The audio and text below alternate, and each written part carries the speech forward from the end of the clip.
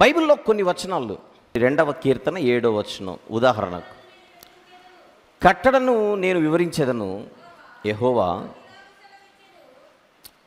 నాకు ఇలాగు సెలవిచ్చాను, నీవు నా కుమారుడవు, నేను నిన్ను కని ఉన్నాను. చాలు, నేను నిన్ను కని ఉన్నాననేటువంటి మాట సృష్టికి పూర్వము తండ్రి అయిన దేవుడు యేసుక్రీస్తు ప్రభుతో, అంతవరకు ఉనికిలో లేని యేసుక్రీస్తు ప్రభును ఉనికిలోనికి తీసుకొని వచ్చి తనలో నుండి ఉద్భవింపజేసి ఆయన నేను నిన్ను కని ఉన్నాను ఈరోజని అన్నట్టుగా ఆ వచనం చెబుతోందని ఒక వ్యాఖ్యానం ప్రపంచమంతా కొన్ని వేల సంవత్సరాలుగా ఉంది.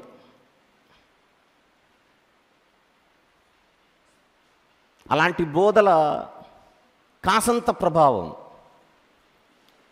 ఒకప్పుడు నా మీద ఉండడంతో ఆ వచనము లేదా అలాంటి వచనాలు సృష్టికి పూర్వం ఒకప్పుడు యేసుక్రీస్తు ప్రభువారు ఒకానొక కాలంలో లేక తర్వాత మధ్యలో ఉనికిలో వచ్చాడని ప్రత్యక్షంగా పరోక్షంగా నా మాటల్లోనూ నా పాటల్లోనూ ఒక 2-3 పాటల్లోనూ అది వ్యక్తమైంది, డైరెక్ట్గా లేదా ఇండైరెక్ట్గా. నేను ఎప్పుడైతే ఈ విషయం తెలుసుకున్నానో అప్పటి నుంచి ఇప్పటి వరకు పదుల సార్లు దీనిని బహిరంగంగా చెబుతూ, కాదు ఆ వచనం యొక్క వివరణ అది కాదు, సృష్టికి పూర్వం ఒకానొక కాలంలో తండ్రైన దేవుడు యేసుక్రీస్తు ప్రభుని కని నీవు నా కుమారుడవు, నేను నిన్ను కని ఉన్నానని చెబుతున్నటువంటి విషయం కాదది. దాని యొక్క మీనింగ్ వేరు, అక్కడ చెప్పబడుతున్న సందర్భం వేరని నేను దాన్ని సరిదిద్ది, నన్ను నేను సరిదిద్దుకొని 10 మందికి ఈ విషయం తెలియజేశాను. తప్ప చెప్పండి, ఎనీబడి తప్ప? ఇప్పుడు ప్రత్యేకించి నేను ఒక విషయం ఓపెన్గా మాట్లాడాలనుకుంటున్నాను. నా ఆత్మీయ జీవిత ప్రయాణంలో మాదంతా సేవకుల family. Very short period of time Bible open university Visakhapatnam వారితో కొద్ది కాలం నా ప్రయాణం జరిగింది. దాదాపుగా మీరు అందరికీ తెలుసు. కొన్ని ప్రాజెక్ట్ వర్క్స్పై అవి నా ముందుకు రావడం, తర్వాత నేను కలిసి కొద్ది కాలం ప్రయాణం చేయడం, తర్వాత వివిధ కారణాలను బట్టి నేను నా పని నేను చేసుకుంటున్నాను, దూరమై లేదా దూరంగా వచ్చేసి, అది ఎవ్రీబడి నోస్. అయినప్పటికీ కొంతమంది మనల్ని టార్గెట్ చేసి మన ఫోటోలు పెట్టి ఎక్కడో ఏదో మనం చెప్పింటాం, అది వాళ్ళకు అప్లై చేసుకొని మన గురించి వీడియోలు మాట్లాడి ఇవన్నీ చేస్తున్నప్పుడు దాదాపుగా మనం ఎప్పుడు కూడా ఎందుకు ఇవన్నీ అర్థం చేసుకుంటారు అనే పాయింట్ మీద, ముఖ్యంగా పైనున్న వారి మీద గౌరవంతో ఎవరిని మనం ఎప్పుడు ప్రశ్నించకుండా ముందుకెళ్ళిపోతున్నాం. కొన్ని సందర్భాల్లో శృతి మించుతున్నాయి కొంతమంది, అందరూ కాదు. అప్పుడు కూడా మనం జాగ్రత్తగా దీనిని డీల్ చేయాలనే ఉద్దేశంతో కొన్ని సంవత్సరాల కిందట ఆ యూనివర్సిటీలో ఒక వ్యక్తి ప్రతిదానికి నా ఫోటో వేసి మాట్లాడుతూ చాలా తక్కువ చేసి మాట్లాడుతున్న సందర్భంలో నేను స్టేజ్ మీద ఉన్నటువంటి ప్రభు కిరణ్ గారితో మాట్లాడి, ఒకసారి వస్తారా ప్రభు కిరణ్ గారు?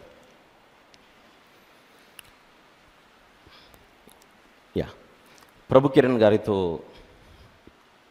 మాట్లాడి, వాళ్ళు చేస్తున్నట్టుగా మనం చేయకూడదు, ఒక మైక్ ఇస్తారా అన్నకి? వాళ్ళు చేస్తున్నట్టుగా మనం చేయకూడదు, మనం చాలా బాధ్యతాయుతంగా వ్యవహరించాలని ఆ యూనివర్సిటీలో ఒక గౌరవప్రదమైనటువంటి బాధ్యత కలిగినటువంటి డిప్యూటీ డైరెక్టర్ గారు అయినటువంటి ఉపేందర్ గారికి, ఆయన ఖమ్మంలో ఉంటారు తెలుసు, నేను కొన్ని సంవత్సరాల కిందట ప్రభు కిరణ్ గారితో కాల్ చేయించి, ఇలా ఈ వ్యవహారం అంత కరెక్ట్ కాదు కదా, కొంచెం మీరు చెప్పండి అని ప్రభు కిరణ్ గారు ఉపేందర్ గారితో మాట్లాడి గౌరవప్రదంగా చెప్పినప్పుడు ఆయన కూడా ఎంతో రెస్పెక్ట్ ఇచ్చి వాళ్ళు ప్రేమగా మాట్లాడుకొని ఆయన వంతు ఆయన ప్రయత్నం చేశాడు, ఇది రచ్చగాకూడదు అన్న ఉద్దేశంతో. ఏదో మనం దాన్ని ఇంకా క్లోజ్ చేసేసాం, వద్దు అన్నట్టుగా. తర్వాత అప్పుడప్పుడు ఇది నడుస్తోంది, మనం ఇగ్నోర్ చేసుకుంటూ వస్తున్నాం. ఎందుకంటే అప్పుడప్పుడు కొన్ని సందర్భాలలో యూనివర్సిటీలో మరొక అన్నగారు ఈ మధ్యకాలంలో నిద్రించినప్పుడు నేను ఫ్యామిలీతో వెళ్ళి వారి కుటుంబాన్ని పరామర్శించి పలకరించి రావడం జరిగింది. వారితో నాకు ఒక హెల్దీ ఒక కమ్యూనికేషన్ ఉన్నప్పుడు అలా వెళ్ళినప్పుడు కూడా నేను నేరుగా చెప్పాను, నా రీసెర్చ్లో నా స్టడీలో యేసు ప్రభు మధ్యలో ఉద్భవించిన వాడు అని నాకు అనిపించలేదు. వీరైతే మనం ఎప్పుడన్నా కూర్చొని మాట్లాడదాం దీని గురించి అని పలుసార్లు నేను వారి పెద్దవారితో నేను మాట్లాడాను. వారు కూడా దానికి పాజిటివ్గా స్పందించి వీలు చూసుకొని మనం మాట్లాడదాం అన్నారు.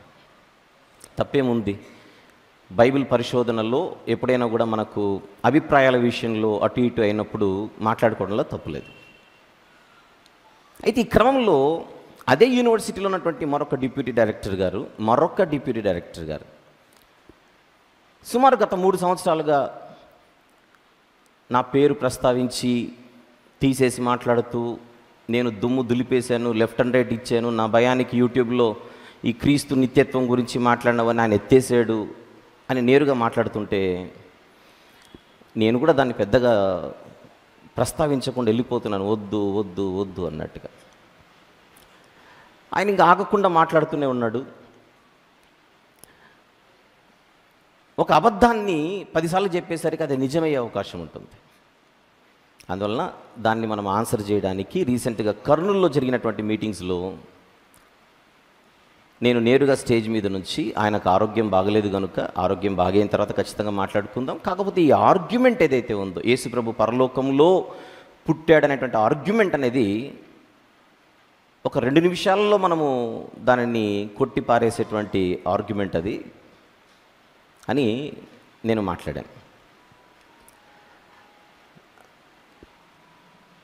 ఆ రోజు కూడా మీరు చూస్తే కర్నూలు మీటింగ్స్లో నేను చాలా వారిని గౌరవిస్తూ నేను మాట్లాడడం జరిగింది. ఫస్ట్ ఆఫ్ ఆల్ మీరు ఉపేంద్ర గారితో మాట్లాడినప్పుడు ఆయన మీతో గౌరవప్రదంగా మాట్లాడడం, మీరు గౌరవించడం అంతా జరిగింది. ఇది జరిగిందో లేదో చెప్పండి. చాలా జరిగిందన్న.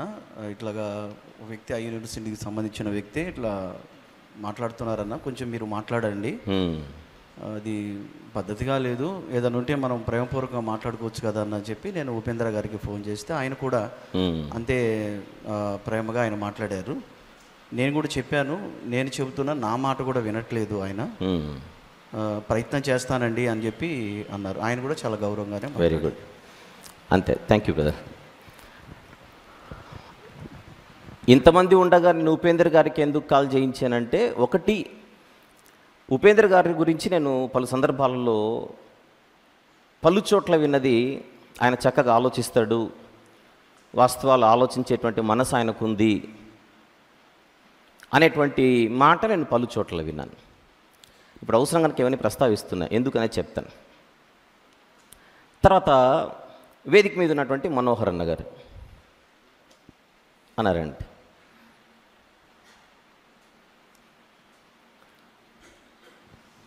అమ్మాయికి తీసుకో. మనోహర్ అన్న గారు నిడదవోలు దగ్గర చిక్కాల అనేటువంటి ప్రాంతం ఉంటుంది. ఎన్నో సంవత్సరాలుగా వారు ఈ యొక్క పరిచర్యల్లో మేమందరం కలిసి వెళ్తున్నటువంటి వారం.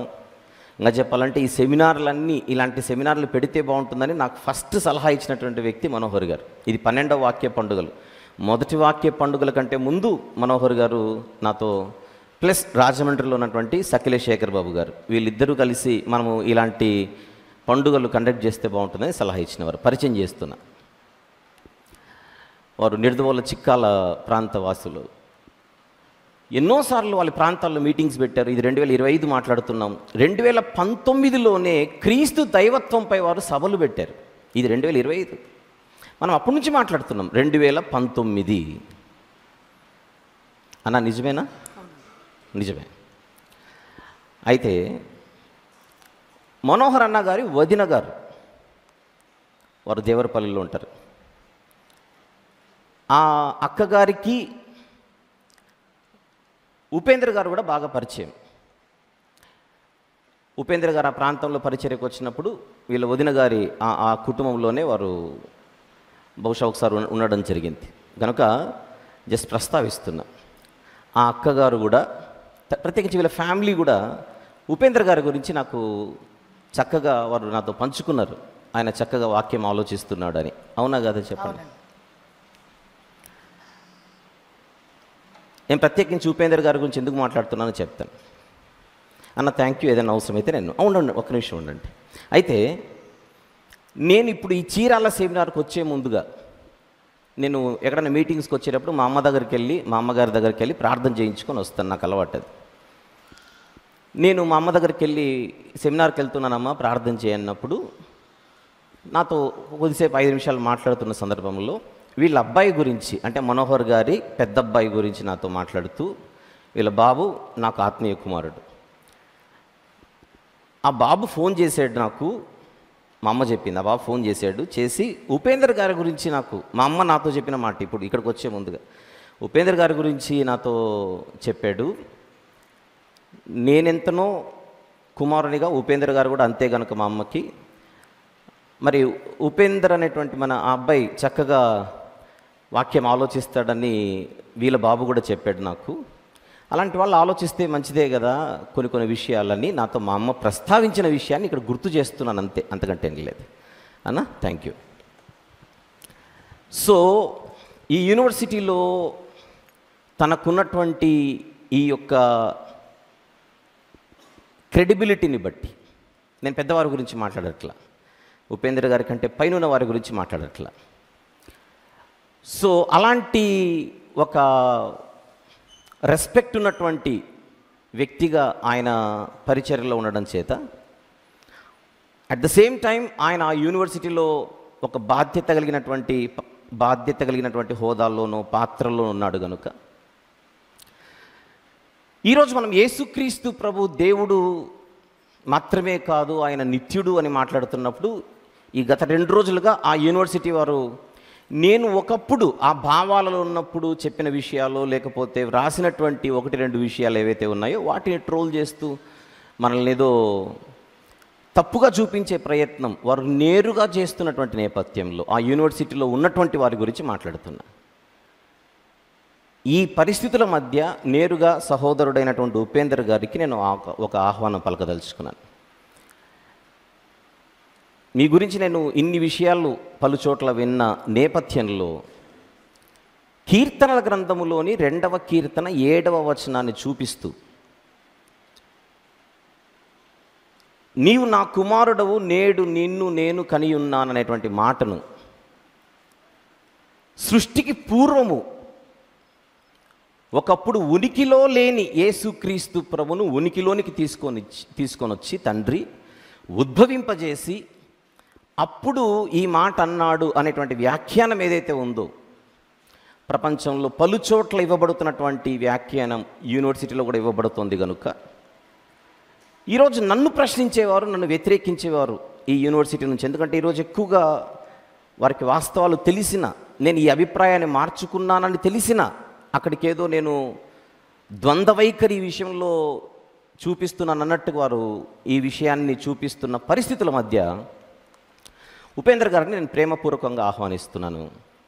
ఒకవేళ మీరున్న ఖమ్మంలో మీతో వ్యక్తిగతంగా నన్ను మాట్లాడమంటే నేను ఖమ్మంకి వచ్చి మీ ఇంట్లోనే మీ గృహమునందు మాట్లాడడానికి సిద్ధం. లేదు ఓపెన్గా పబ్లిక్లో మాట్లాడుకుందామంటే అది కూడా ఓకే.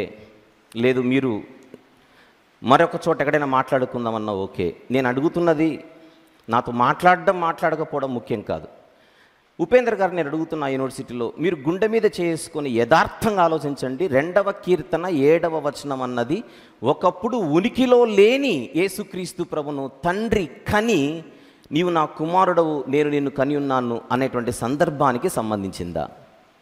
ఆ వచనాన్ని చూసి తీసుకొని నన్ను సూటిగా ప్రశ్నిస్తున్నారు ఈ కింద ఉన్నటువంటి వారు. నేను దాన్ని వ్యతిరేకిస్తున్నాను. కాకపోతే యూనివర్సిటీ వారు ఎవరైతే ఈ సహోదరులు సోదరీమణులు ఉన్నారో, నేనంటే మీకు పడదు, నన్ను మీరు వ్యతిరేకిస్తారు, అది ఓకే. నిజాయితీగా ఉపేంద్ర గారి దగ్గరికి వెళ్ళి మీరు ఆయన అడగండి, అన్న ఒకసారి ఆలోచించండి, ఇది నిజంగా ఆ సందర్భానికి సంబంధించిందని మీరు అడగండి ఉపేంద్ర గారిని.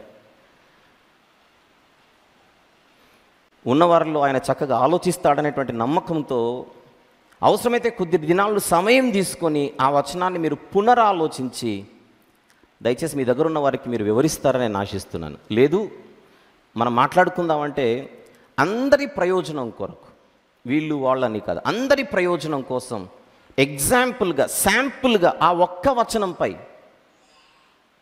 మనిద్దరం కూర్చొని మాట్లాడుకుందామని నేను ప్రేమపూర్వకంగా, ఎంతో గౌరవప్రదంగా మిమ్మల్ని నేను కోరుతున్నాను. తద్వారా అందరికీ మంచి జరుగుతుందనేది ఉద్దేశం. ఒక వివరణ, ఇది వాస్తవం ఇది వాస్తవం కాదు అని 10 మందికి మనము చెప్పడంలో తప్పేముంది? దీనిని వారు మనస్ఫూర్తిగా స్వీకరిస్తారని కూడా నేను భావిస్తున్నాను.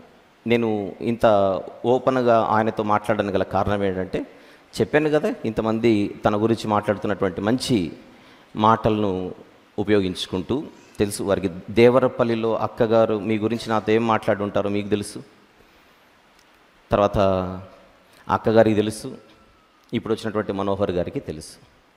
అందువలన ఇది ఏదో అల్లరి చిల్లరగా కాకోకుండా ఒక మంచి వాతావరణంలో, అవసరమైతే మీరు పెద్దల నుంచి మీరు మాట్లాడండి, వారి అనుమతి తీసుకోండి. నేను కూడా పెద్దలను కోరుతున్నాను, దయచేసి ఒకసారి మీరు ఇలాంటి ఏర్పాటు చేస్తే బాగుంటుందని నా ఉద్దేశం. నెక్స్ట్ నెంబర్ 2, తర్వాత ఇలా సమాజంలో క్రైస్తవుల మధ్య యేసుప్రభు గురించినటువంటి ఈ భిన్నాభిప్రాయాల విషయంలో మనము, ఎందరో పెద్దలు ఉన్నారు, క్రైస్తవ పెద్దలు, అందరిని ఆహ్వానం పలికి అందరి సమక్షంలో దీని గురించి మనం మాట్లాడుకుంటే తప్పేముందని ఈ మధ్యకాలంలో ఒక ప్రతిపాదన కూడా మేము చేయడం జరిగింది. ఎస్, యేసుప్రభు దేవుడు కాదు, నిత్యుడు కాదు అనేటువంటి విషయంలో ఎన్నో ఇబ్బందులు గ్రౌండ్ లెవెల్లో ఉన్నాయి. ఫర్ ఎగ్జాంపుల్, మీరు గూడూరు నుంచి వచ్చారు, రండి ఒకసారి మైక్ ఇవ్వండి, మీ పేరు చెప్పి ఊరు చెప్పండి తర్వాత. హలో, నేను బాప్తిస్మం పొందిన తర్వాత జాన్ మైకల్గా నేను సేవను జరిగిస్తూ ఉన్నాను. మా ఊరు కర్నూలు డిస్టిక్, గూడూరు మండలం. Very good. మీరు ఈ మధ్యకాలంలో మీటింగ్స్ పెట్టించారా? అన్నయ్య గారితో 2 రోజులు మీటింగ్ చేస్తాం. మెయిన్గా మీ ప్రాంతంలో ఉండేటువంటి సమస్య ఏంటో చెప్పండి. మా ప్రాంతంలో మెయిన్గా మా ఊర్లో యేసుప్రభు దేవుడు కాదని చాలా ఎక్కువగా బోధ జరుగుతుంది. ఆలోచించండి. నేను ఈరోజు ఈయన వస్తాడని కూడా నాకు తెలియదు. స్టేజ్ మీద ఎక్కిన తర్వాత ఆయన కనపడ్డా. నిన్న వచ్చారా మీరు? లేదు. రైట్. ఈరోజే వేదిక మీద. అంటే మీకు ఎన్ని సాక్ష్యాలు కావాలో ఒక్కసారి ఆలోచించండి. యేసుప్రభు దేవుడు కాదు అని వీళ్ళ ఊరిలో వీళ్ళు బాధితులు. యేసుప్రభు దేవుడు కాదు అనేటువంటి బోధ యొక్క బాధితులు వీళ్ళు. ఎంతో కాలంగా అడిగారు మా ఊరిలో దీని గురించి మంచి సభలు జరగాలి అనేటువంటి ఉద్దేశంతో. అందుచేత థ్యాంక్ యూ వెరీ మచ్.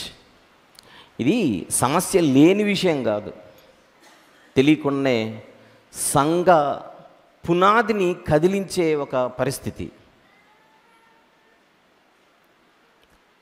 కొంతమంది వీళ్ళు కలవరపరుస్తున్నారు. కలవరపరచట్ల, చైతన్యపరుస్తున్నాం, ఆలోచింపజేస్తున్నాం. మనం అనుకున్న దానికంటే యేసు ప్రభు అత్యున్నతుడు అని మనం మాట్లాడుకుంటున్నప్పుడు ఆనందిద్దాం అని ఆహ్వానం పలుకుతున్నాం.